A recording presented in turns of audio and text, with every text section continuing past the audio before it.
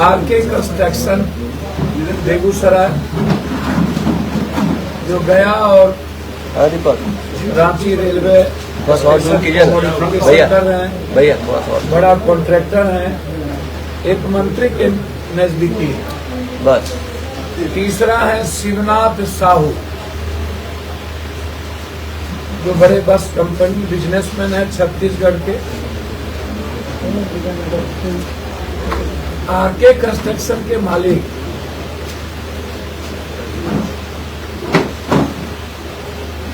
वह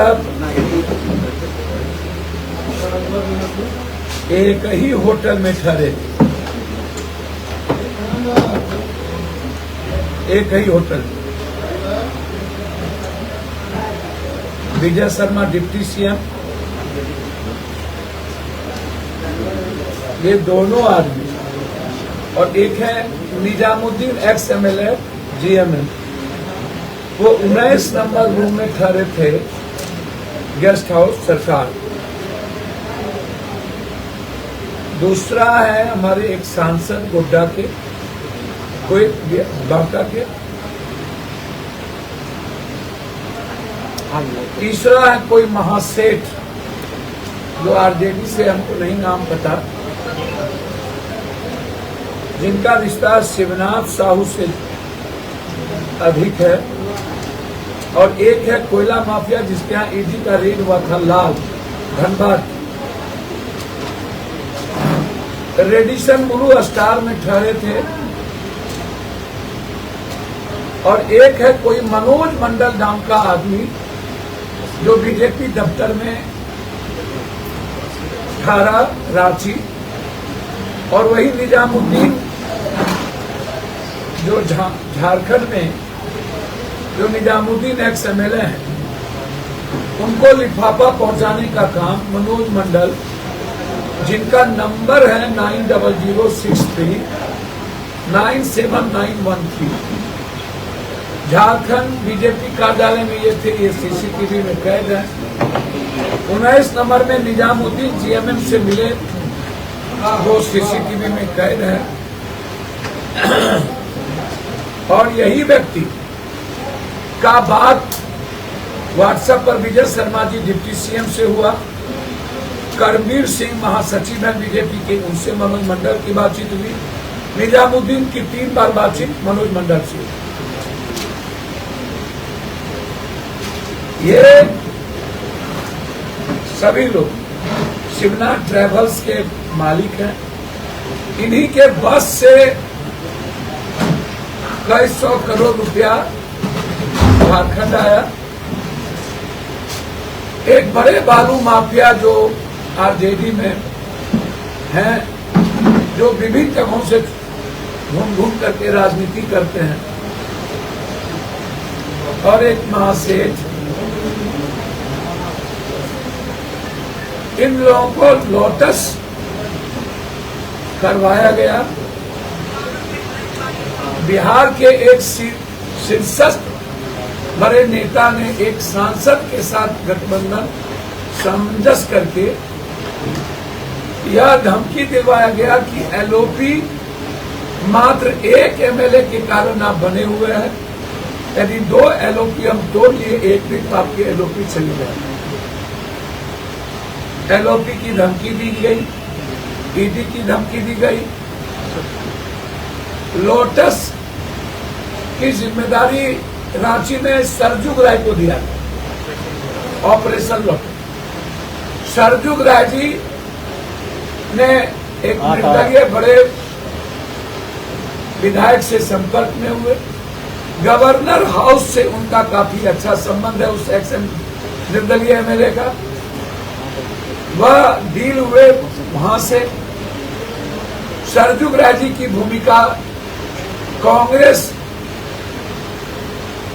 को छोड़ करके सरकार कैसे रहेगी, बचेगी, इसको लगाएगी, जिसमें ईडी कांग्रेस के हमारे 2 बड़े विधायकों पर लगातार, एक जो धनबाद परिक्षेत्र में है, एक रांची परिक्षेत्र, जिन पर लगातार दबाव बना रहे हैं ईडी का।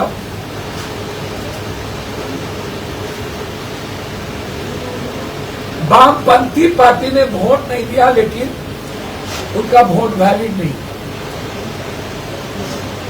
बीजेपी को उन्होंने वोट नहीं दिया, लेकिन वैलिड नहीं।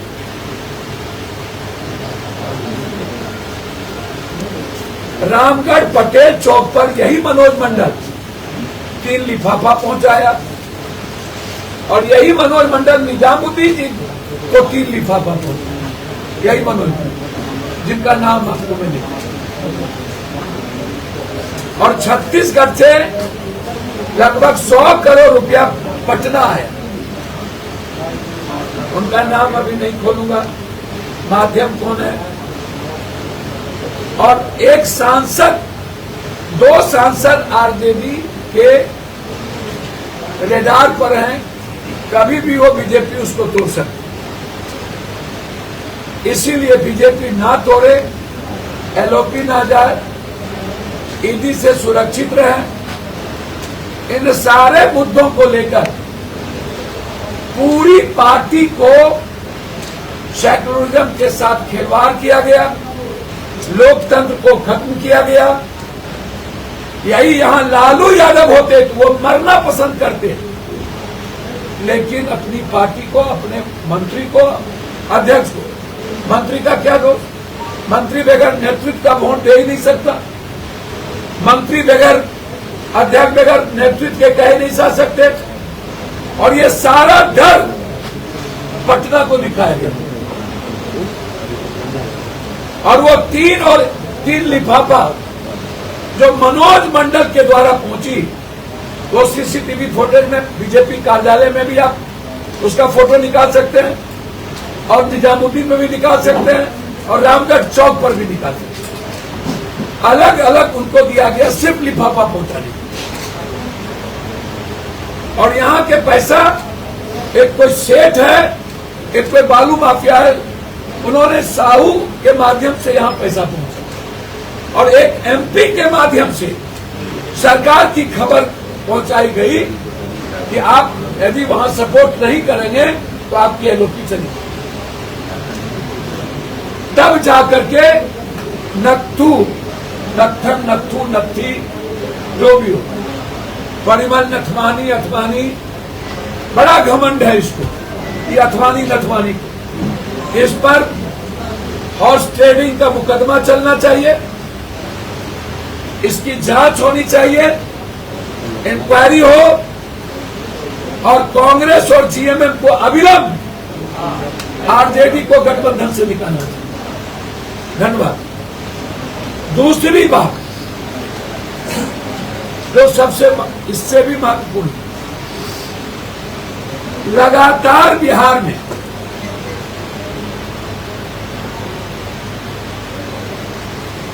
पूरी इनकाउंटर की मैं जांच चाहता हूं। ये वही धरहर जमुनिया है जहां गांव कटा था, अकेला पप्पू यादव वहां पहुंचा था, जहां हम डूब रहे थे, जहां लाखों रुपया हमने मदद की, जहां 4 बार लोकसभा में हमने मामला उठाया, और वो धरहर जमुनिया कोई नहीं पहुंचा, एक नेता। आज जातीय आधार पर, मैं मानता हूं वो क्रिमिनल नहीं था, वो शूटर नहीं था, वो गैंग नहीं चलाता था, 100 मीटर भी उसका गोली नहीं जाता। वह वहां के जो विस्थापित लोग थे उसके लिए वो बोलते थे। सभी बीजेपी के मंत्री संतरी इस मुद्दे पर बोले तो सरकार को रिजाइन करना चाहिए। बगैर सरकार के इशारे पर बलि का बकरा आप किसको बना रहे हैं? सरकार के बगैर, हेडक्वार्टर के बगैर ये इनकाउंटर नहीं हो सकता। ये मोबाइल से जांच करनी चाहिए कि हेडक्वार्टर से कौन कौन वहां के एसपी और डीएसपी के संपर्क है। और बीजेपी के मंत्री और बीजेपी के नेता यदि बोल रहे हैं इनकाउंटर हुआ है, तो आप शहीद की घोषणा करवाइए, सीबीआई इंक्वायरी करवाइए। सीबीआई जांच क्यों नहीं दे रहे? या वर्तमान न्यायाधीश से जांच करवाइए। इसके पहले इनकाउंटर हुआ, सीवान में 3 इनकाउंटर हुए, सोनू, छोटू, एक और लड़की था, वो भी गलत था। फिर यहां पर पैर में गोली लगी, एक टीचर को मारने वाले को, एक ज्वेलरी को डकैती करने वाले को, वो भी गलत था। और रामदेवी यादव जो कोर क्रिमिनल था, तो एनडीए में है, अभी भी एनडीए में उसका बेटा है, कोर क्रिमिनल अभी भी युवा अध्यक्ष है भागलपुर का, उसको थाना बुला करके तब थाने के पीछे मार दिया गया। क्रिमिनल को आप फांसी सजा चढ़वाइए, या क्रिमिनल हमारे पुलिस पर गोली चला रहा है तो मारिए। मेरा 2 सवाल है, क्या नीतीश कुमार जी 20 साल क्रिमिनल बालू माफिया, शराब माफिया को लेके चले, 20 साल के सुशासन में उन पर दाग नहीं लगी, तो क्या अभी की सरकार, तब क्या क्रिमिनल गोली नहीं चला रहा था? तब पुलिस की राइफल में जंग लग गया था, और आज पुलिस का राइफल का जंग छूट गया। तो नीतीश कुमार जी अपराधी के, माफिया के बदौलत 20 साल सरकार चलाए, गोली नहीं चली। तब क्यों नहीं गोली चल रही थी?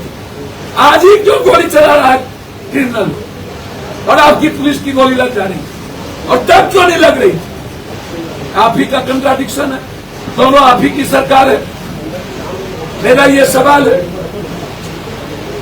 तो जो भी इनकाउंटर हुए हैं, half quarter full, half quarter full, half quarter full, उसकी पूरी न्यायिक जांच। 150 से ऊपर बलात्कार हुए, 3 बार एक बच्ची के साथ बलात्कार किया गया बेगूसराय में, पुलिस वाले कुछ नहीं की। निर्भया और मणिपुर को भी टप गया जो बलात्कार हुए हैं, एक आदमी बोलने वाला नहीं, बिहार के मंत्री। इसके पहले ये लोग क्यों नहीं बोलते थे मंत्री लोग? आज जाति के आधार पर ही क्यों? हम तो जाति नहीं है, हम तो लड़ेंगे। हम 5 लाख रुपया की घोषणा किए, और तुम्हारी हिम्मत है तो तुम 1 करोड़ रुपया उस परिवार को दिलाओ, है औकात तो तुम शहीद की घोषणा करवाओ, तुम सीबीआई की जांच करवाओ। कोई औकात नहीं, कोई हिम्मत नहीं, सिर्फ भरबोलेपन। या तो सरकार रिजाइन करे, या जो कह रहा गलत हुआ वो मंत्री रिजाइन करे, दोनों में किसी एक को रिजाइन करना चाहिए। जो आरोप लगा रहे हैं, ये स्वीकार कर लिया कि गलत इनकाउंटर हुआ, और पूरे वीडियो। दूसरी तरफ सिर्फ एक टुकड़ी आधा पेट खाने के लिए दलित पूछ के, पासवान पूछ के मारा। लगातार दलितों पर एक्सटॉर्शन, माइनॉरिटीज पर लगातार मॉब लिंचिंग। दलित और माइनॉरिटीज इस बिहार से छोड़ दो, यादव को तो छोड़ ही देना चाहिए। नीला हरा रंग के आधार पर जिस तरीके की भाषा बोली जा रही है, वह जातीय हिंसा को पैदा कर रहा है। बीजेपी ने पहले धार्मिक हिंसा पैदा की, अब बीजेपी की सरकार जातीय उन्माद पैदा करने की कोशिश बिहार में कर रही है। उसी कड़ी में नालंदा का इतना बड़ा मॉब लिंचिंग है, दोनों पासवान लड़के को पुजारी के द्वारा पीटते पीटते मार दिया गया, 15 लोग मारे। और उसके बाद एक वीडियो सीओ और एक थाना प्रभारी एसके रंजन मिश्रा, 3 आधा दर्जन लड़की और 2 दर्जन लड़का, चौधरी, साहू, पासवान, राम, शाह, यादव, ये लोग डिग्री कॉलेज को नगर नौसा में ही रहने दिया जाए, इसके लिए बच्चे आंदोलन कर रहे हैं। जो गवर्नर का रूल है कि हेडक्वार्टर में ही कोई डिग्री कॉलेज होगा, वहां के विधायक नारायण बाबू, सांसद ने जबरदस्ती स्वजातीय के गांव में 5 किलोमीटर ले जाकर के वहां डिग्री कॉलेज डीएम के प्रेशर देके करवा दिया। नगर नौसा के सभी जाति के बच्चे कह रहे थे डिग्री कॉलेज है। हमारी बेटी के कनपट्टी पर गोली सटाया गया, बोला मार देंगे, नचनिया हो, गाली देंगे तो आप ठीक कर लीजिए। हमारी मां को क्या नाम है, प्रीतिया पासवान, मारते मारते नंगा कर, क्या नाम है,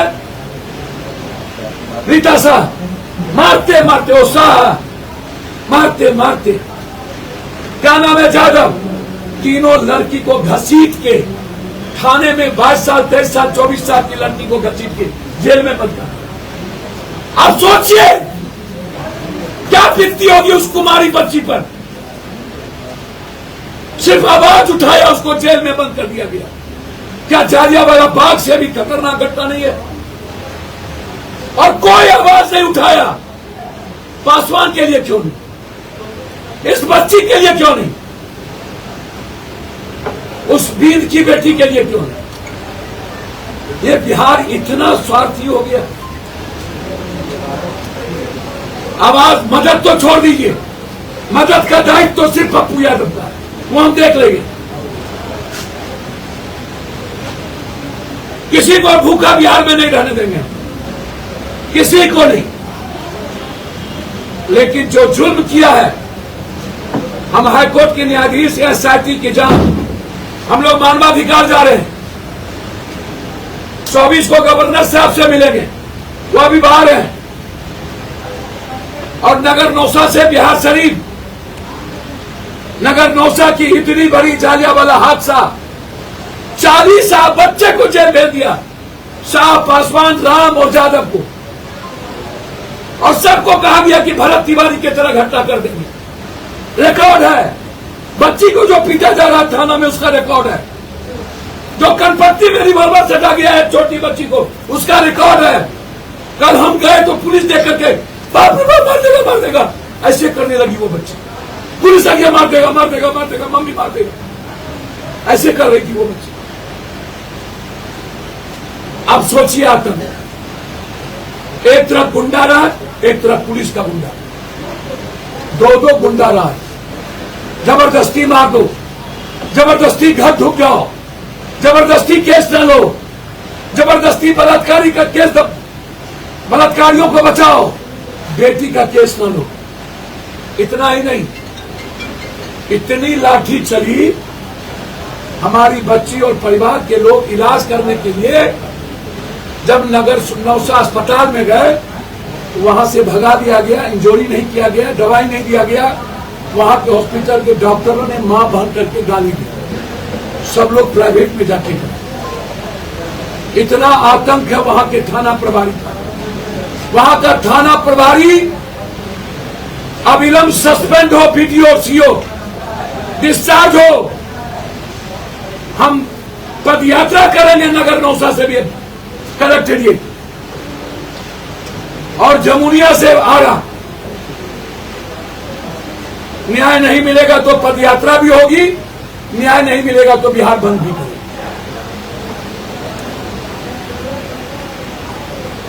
बिहार में महा सरकार का आतंक सिर्फ ऋषु सिन्हा श्रीवास्तव को बचाने के लिए, उसके आतंक को बचाने के लिए, आनंद किशोर को बचाने के लिए, मल को बचाने के लिए, धर्मेंद्र को बचाने के लिए। और कौन कौन मंत्री इसमें इन्वॉल्व है? आरडब्ल्यूडी वुडको और भवन में उसको बचाने के लिए, एफआईआर ना हो, मुद्दों को भटकाने के लिए, ऋषु सिन्हा के केस को भटकाने के लिए आज इस तरह के बेचारे भरत तिवारी की निर्दोष हत्या की है। अविलंब स्पीडी ट्रायल, कौन कौन इन्वॉल्व है उसका 302 में एफआईआर और अविलंब एफआईआर करके जेल। और महतो पासवान सारे परिवार को 50-50 लाख रुपया और नगर नौसा की में बीडीओ सीओ थानेदार का सस्पेंशन। अंत में क्या, यादव दलित माइनॉरिटीज को ईबीसी को बिहार में रहने का अधिकार नहीं है? क्या यादव लोग बिहार छोड़ दे? जिस तरीके से एक तरफ काउंटर करके रिशु सिन्हा और लालू यादव का घर और सिक्योरिटी का मुद्दा बनाकर फैसल खान और रोशन यादव बनाकर के मुद्दों को भटकाने की कोशिश की गई, जबकि कोई मुद्दा नहीं था। सरकार आनंद फानंद में गलत तरीके से जेल भेजा, जैसे गोली मारा, वैसे ही फैसल और रोशन के झगड़े में रिशु के मुद्दों को भटकाने की कोशिश। और बिहार के बढ़ते अपराध, इनको इतनी औकात है ना, तो पप्पू पांडे जी को पकड़ के निकालो। काहे गोपालगंज का एसपी को संत कर दिया है, केस तो करिए थे तुम, आज ही गया था। आनंदा पर भी तुमने केस किया था गलत तरीके से, नाच का कोई नहीं। हाँ, राइफल गलत थी, यदि राइफल में नाच हो रहा था तो गलत था, लेकिन नाच देखना गुनाह नहीं था। केस तो किए थे आपने, तो हाईकोर्ट तक जाने का मौका दिया। रोशन को तो 1 मिनट में गिरफ्तार कर लिया। पप्पू पांडे जी और आनंदा की तो गिरफ्तारी हो नहीं पाई। आपकी तो औकात नहीं है, हिम्मत नहीं है, हैसियत भी नहीं है किसी। सिर्फ पप्पू यादव को आप मरवा सकते हो, पप्पू यादव को आप जेल भेज सकते हो, जितना गोली मारना हो हम खाएंगे। हम सुप्रीम कोर्ट और हाई कोर्ट में लिख के दे चुके हैं 3 बड़े अफसर और एक बड़े नेता का नाम कि कौन कौन मुझे मरवा सकता है। मैं लिफाफा भेज चुका हूं चीफ जस्टिस ऑफ इंडिया और भारत सरकार, और स्पीकर को लिख के दे चुका हूं। जब तक बच्ची के बलात्कार का नहीं रुकेगा, जब तक दलित और माइनॉरिटीज का एक्सटॉर्शन नहीं रुकेगा, मोमलेंसिंग नहीं रुकेगा, जब तक इसके गलत इनकाउंटर होते रहेंगे, जब तक भरत तिवारी को न्याय नहीं मिलेगा, तब तक पप्पू यादव की लड़ाई जारी रहेगी। धन्यवाद।